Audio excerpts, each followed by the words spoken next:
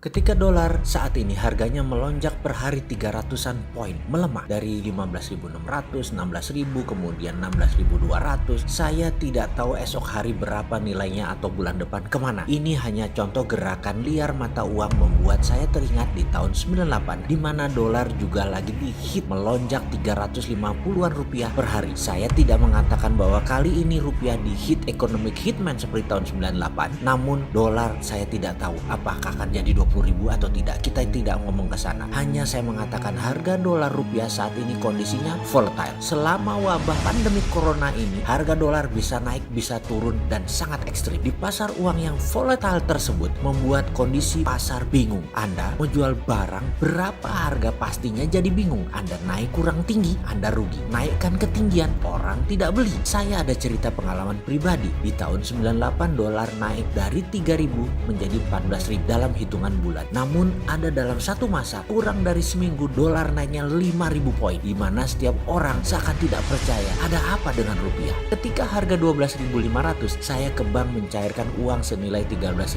dolar, di mana dengan tunai saya bawa uang tersebut ke showroom Toyota. Saya tanya berapa harga Toyota dan Cruiser waktu itu. Mereka mengatakan harganya kemarin 200-an juta pak, tapi hari ini sebentar ya pak. Mereka tanya sana sini, lalu pemimpinnya mengatakan 230-240 juta bapak mau? Saya bilang 230 jadi. Lalu dalam sekejap uang 230 juta saya serahkan. Kurang dari 2 jam mobil itu keluar dari showroom beserta surat-suratnya saya bawa. Tahukah sahabat, lusanya harga mobil tersebut di showroom adalah 900 juta rupiah. Harga di Jepang adalah 50.000 dolaran kira-kira kala itu. Mereka gagap menilai harga berapa yang wajar. Kemarin 200 jutaan mereka sudah bingung karena nggak ada yang beli. Modal mereka dapat 180-an juta lah kira-kira. Ketika saya bayar 230-an juta, wajah mereka sumringah senang. Namun saya lebih senang karena beli mobil diskon 60%. Itulah peluang yang saya ambil waktu itu. Tahukah sahabat, harusnya di market volatile showroom tidak jualan, tutup saja atau stay away from the market. Malah rugi Anda kalau dagang. Itu kalau kita bicara non-durable goods atau barang yang tidak habis dipakai. Kalau durable goods seperti sabun, sampo, barang-barang yang habis dipakai, ini lebih bingung lagi. Toko Anda telat menaikkan harga, Anda rugi. Anda naikkan ketinggian, orang tidak beli. Barang jadi kadaluarsa. Kemudian Anda beli lagi ke wholesaler, harga naik sama dengan harga jual Anda kemarin. Anda rugi tenaga, rugi gaji. Margin dagang 20% itu akan kurang kalau melihat lonjakan dolar saat ini. Namun karena kita lagi dagang, kita lagi tiap hari lagi sibuk dengan kesibukan sehari-hari, kita tidak melihat gerakan dolar yang melejit tiba-tiba. Tahu-tahu sudah terjadi. Perusahaan pabrik telah menaikkan harga karena bahan baku mereka ada unsur importnya naik dan kita jadi bingung. Disinilah momen kecepatan berpikir Anda dan bertindak Anda harus terlatih. Disinilah kita sebagai pebisnis kecil harus terus update dengan berita luar negeri karena negara kita memang masih bergantung dengan barang-barang negara lain dan mata uang negara lain. Baik, kita kembali di awal. Di sini saya mau mengingatkan ada musim di dalam berbisnis. Ada musim semi atau summer di mana semua mekar indah. Ada musim gugur atau fall, autumn di mana bunga-bunga jadi layu dan mulai rontok karena akan masuk musim dingin atau winter di mana pohon biasanya hanya menyisakan batangnya saja demi survival kelangsungan hidup mereka. Di saat winter lewat, maka ada musim spring di mana tunas-tunas muda mulai tumbuh yang akan meriah di musim semi atau summer beberapa saat lagi. Itulah 4 siklus musim di dalam negara subtropis. Namun bisnis dan ekonomi juga mengenal 4 musim tersebut. Dalam 4 musim bisnis ekonomi di mana normal siklusnya kira-kira 10 tahun. Namun di masa extraordinary ada yang luar biasa juga, terkadang musim seminya lama. Musim rontok fallsnya sebentar, bahkan winternya musim dinginnya sebentar. Balik cepat lagi ke musim spring atau summer di masa berlawanan. Seperti zona tahun 1900 sampai 1930 itu winternya lama sekali, banyak dan berkali-kali. Di masa tersebut puncaknya adalah Perang Dunia Kedua di mana surat-surat hutang dan surat berharga disapu rata. Dunia main baru sejak tahun 45. Kita lompat sebentar di tahun 97-98 yang di ASEAN sampai 2004 baru recover. Bayangkan 6 tahun recovernya. Kalau 2008, tahun 2010 sudah recover. Bahkan tahun 2011-2012 boom komoditas, summernya panjang hingga tahun 2018 kemarin. Itu di banyak negara. Di Indonesia agak beda. Polisi kebijakannya sejak 2017 mungkin